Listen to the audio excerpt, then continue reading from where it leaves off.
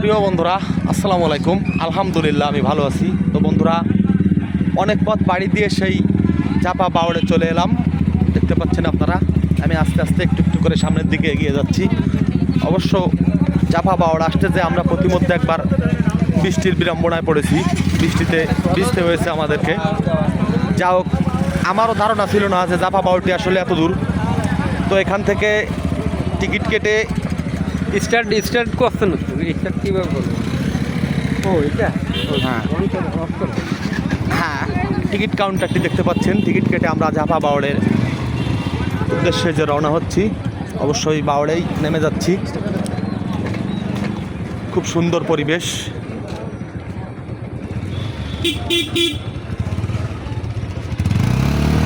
এই হচ্ছে সেই বহুল কাঙ্ক্ষিত, ধরেন 50-60 কিলোমিটার রাস্তা পাড়ি দিয়ে এসেছি। আমাদের অবশ্য ধারণা ছিল আর একটু কম। যা হোক, সেই কাঙ্ক্ষিত ঝাপা বাওড়ে চলে এলাম আমরা কয়েক বন্ধু মিলে। অত্যন্ত চমৎকার একটি পরিবেশ।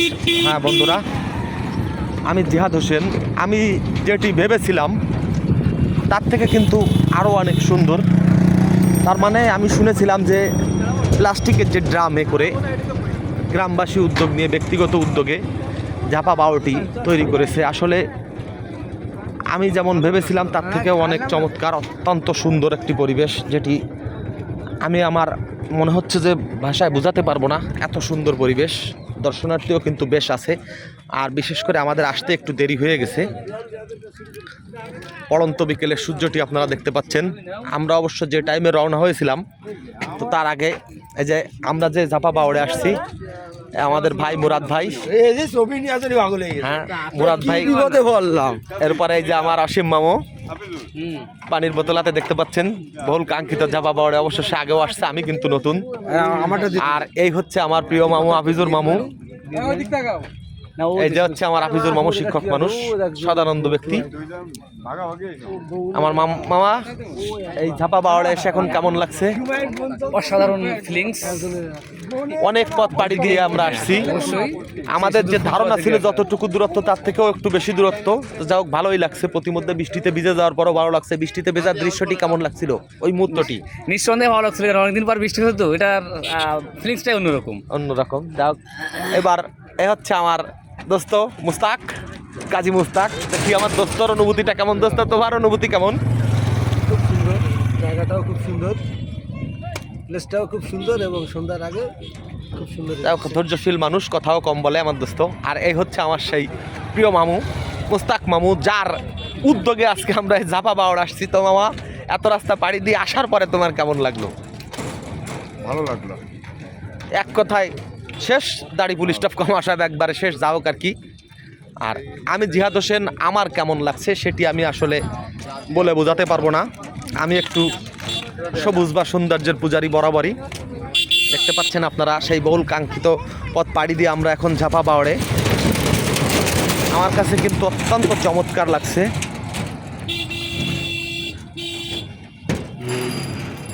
ড্রামের উপরে গ্রামবাসী উদ্যোগে যে ঝাপা বাওড়টি দর্শনার্থীদের জন্য অত্যন্ত সুন্দর একটি পরিবেশ, যেটি আসলে বলে বোঝানো যাবে না। হ্যাঁ, আপনারা দেখতে পাচ্ছেন এখানে চলার জন্য স্পিড বোট অর্থাৎ ট্রলার দুইটাই আছে, এবং প্রচুর কিন্তু দর্শনার্থী আপনারা দেখতে পাচ্ছেন। আমার কাছে কিন্তু এত ভালো লেগেছে, আসলে ভিডিও আমি এর আগে পাশেও করেছি।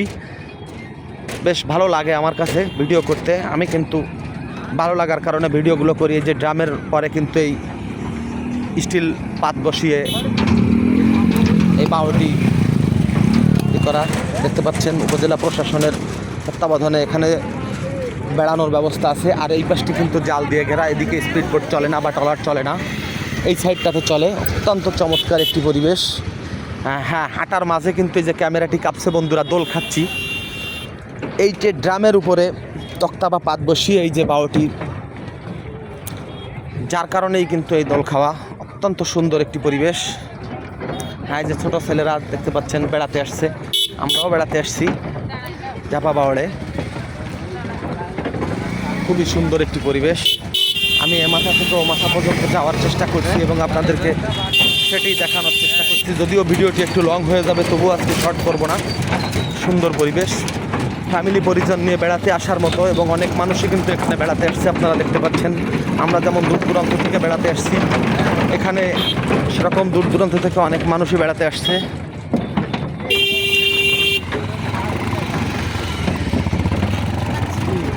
সূর্য ডোবা ডোবা পরিবেশ, সন্ধ্যার একটু আগ মুহূর্তে অত্যন্ত সুন্দর একটি পরিবেশ, খুবই ভালো লাগছে।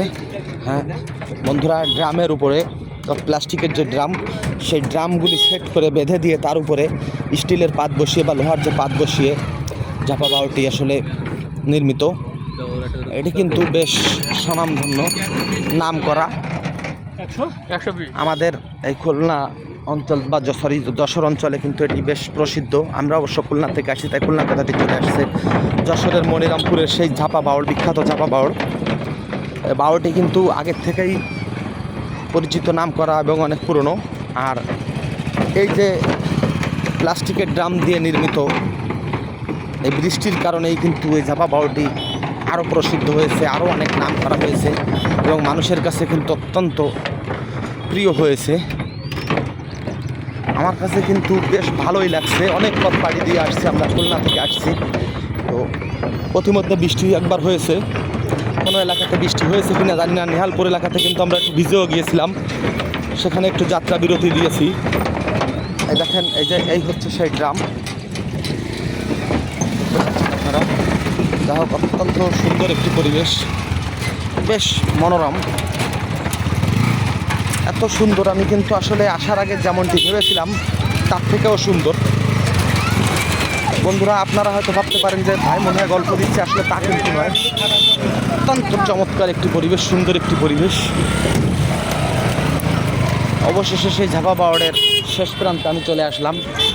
আপনারা দেখতে পাচ্ছেন বন্ধুরা, ঝাপা বাউল কিন্তু অনেক নাম করা পুরনো একটি বাউল, আর এই বৃষ্টির কারণে আরও ঐতিহ্য বহন করে। সেই ঝাপা বাউলের অংশটি আপনারা দেখতে পাচ্ছেন। আমি এই মাথায় চলে এসেছি বন্ধুরা, আমার কাছে কিন্তু অত্যন্ত সুন্দর লেগেছে। তো যদিও ভিডিওটি অনেক বড় হয়ে গেছে, আমি আর দীর্ঘায়িত করতে চাই না। তো বন্ধুরা, আবার দেখা হবে অন্য কোনো ভিডিওতে। আসসালামু আলাইকুম।